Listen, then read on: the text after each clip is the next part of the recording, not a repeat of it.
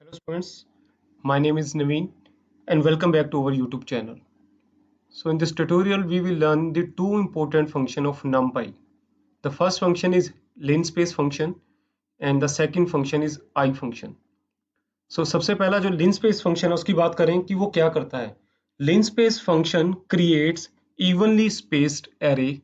Evenly spaced array का मतलब क्या है कि मैं array का size जो यहाँ पे define करूंगा, let's say मैंने array का size दिया 5, तो 5 एलिमेंट जो मुझे क्रिएट करके देगा उसमें एलिमेंट्स के अंदर जो स्पेस होगा वो क्या होगा, evenly. So let us understand it with the help of a example.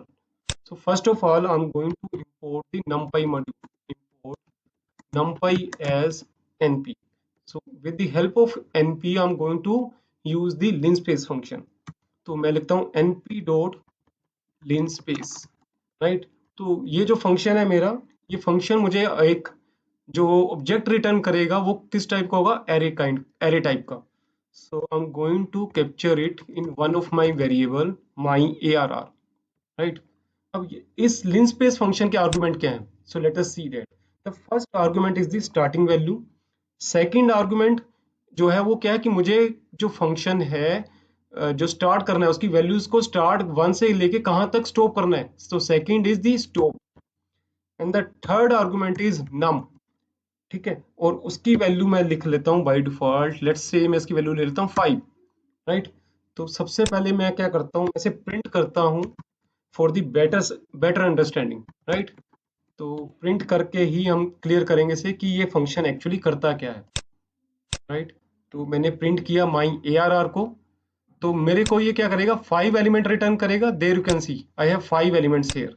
तो जो 5 एलिमेंट मेरे पास इस फंक्शन ने रिटर्न किए वो 5 एलिमेंट मेरे पास किस टाइप के हैं, फ्लोट टाइप की. बाय डिफॉल्ट ये जो फंक्शन है ये किस टाइप की वैल्यू रिटर्न करेगा मुझे, फ्लोट टाइप की.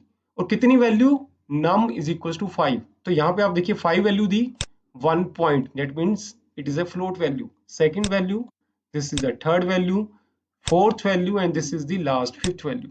तो मैंने क्या बोला, 5 एलिमेंट होंगे. यहाँ पे नम से पता चलेगा नम की वैल्यू 5 है तो 5 एलिमेंट, नम की वैल्यू 10 देता तो मेरे पास आते 10 एलिमेंट.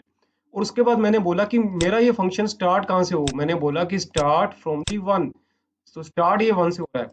फिर मैंने बोला कि स्टॉप कहाँ पे हो, स्टॉप मैंने बोला 100 पे. तो स्टार्ट और स्टॉप ये दो वैल्यू मैंने दे दी. तो स्टार्ट 1 से हुआ, स्टॉप कहाँ पे हुआ, 100 पे. And how many elements are there, 5 element. And there you can see the difference between all the element is same. So the difference between first and the second element is 24.7. In the same way the difference between second and third and fourth and fifth is same. तो सभी के अंदर जो difference है वो क्या आएगा, same. ठीक है, तो इसकी डेफिनेशन मैं एक बार फिर से आपको बता देता हूँ कि लिन स्पेस फंक्शन जिसका मतलब है linear space. So lin space function creates evenly spaced array. और इवनली स्पेस के अंदर कितने एलिमेंट होंगे वो वैल्यू आप खुद बताओगे. तो मैंने बोला कि 5 एलिमेंट, तो 5 की बजाय मैं 10 दूंगा तो 10 आ जाएगा. अब मैं देखता हूँ कि अगर मैं ये वैल्यू नहीं देता हूं तो क्या होगा. तो ये वाली जो वैल्यू है num is equal to 5, it is an optional argument. num is equal to 5, it's an optional argument. Optional argument का मतलब क्या है कि अगर ये आर्गुमेंट मैं यहाँ पे पास नहीं करता हूँ तब भी चलेगा. तो उस केस में अगर आप इस फंक्शन का प्रोटोटाइप चेक करोगे, you will find that the default value of this num variable is 50. So in that case it will create an array with 50 element. So here you will find an array with 50 element and it's an evenly spaced array. तो 1 से लेके मेरे पास जो 100 तक values आई, 1 से लेके 100 तक वैल्यू आई वो 50 values I and evenly spaced values. और किस टाइप की वैल्यू है ये, सारी की सारी मेरे पास फ्लोट टाइप की.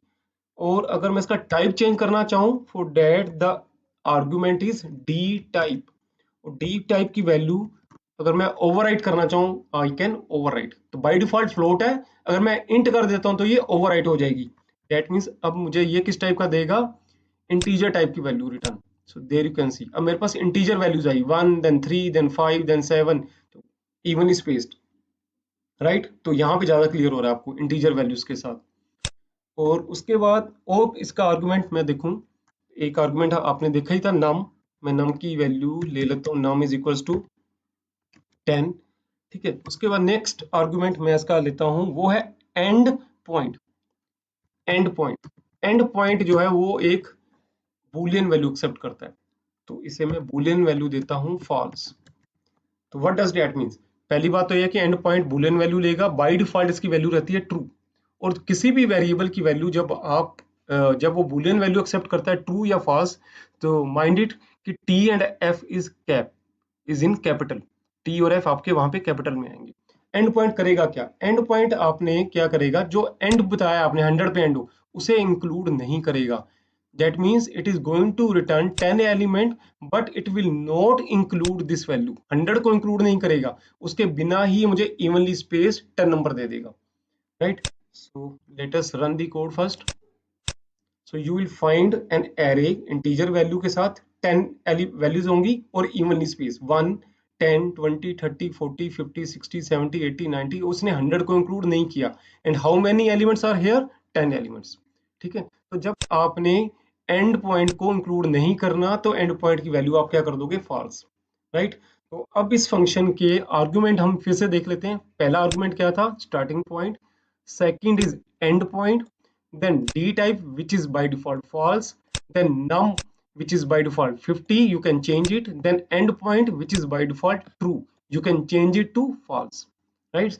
तो ये हो गया आपका linspace function, right? And the second function is I function. So let us erase all these. अब मैं I function की पहले डेफिनेशन बता देता हूँ आपको कि I function करता क्या है। I function returns multi-dimensional array where the shape is defined by you.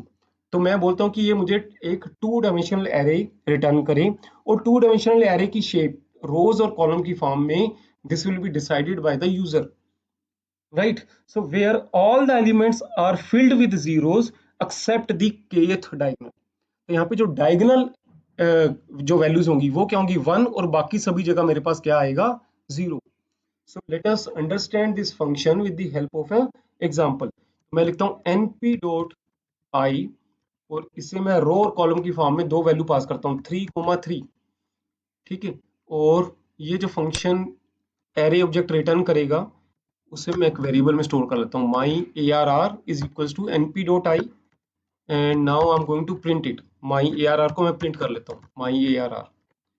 So let us run it first.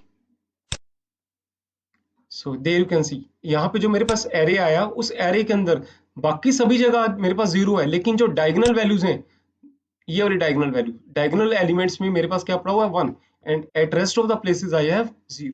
तो इसकी डेफिनेशन जो मैंने बताई थी, it will return you multi dimensional array where all the elements are filled with zeros except the kth diagonal. kth diagonal का मतलब क्या है कि यहाँ पे जो k की वैल्यू है उस पर डिपेंड करेगा। Now the value of the k by default is 0।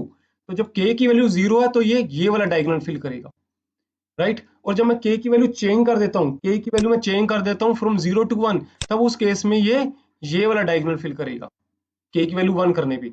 और k की वैल्यू अगर मैं कर देता हूँ 2, तो उस केस में ये वाला डायगोनल फिल करेगा। और k की वैल्यू अगर मैं कर देता हूँ -1, उस केस में मेरे पास ये वाला डायगोनल फिल करेगा with 1, and rest of the values will be 0। So let us change something here and then run the code.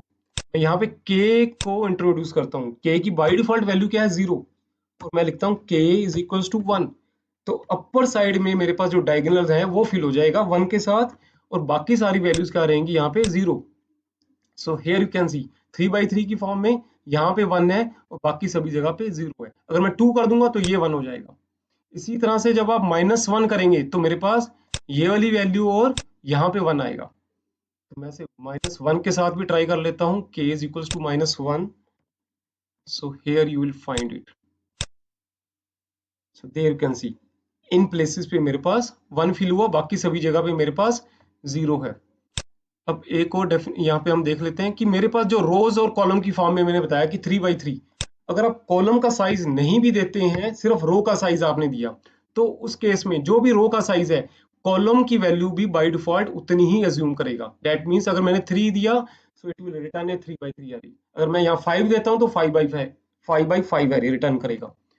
तो इसे मैं रन करके देखता हूँ, तब भी आउटपुट आपकी सेम रहेगी, क्योंकि मैंने सिर्फ रो के बारे में बताया, कॉलम के बारे में नहीं बताया।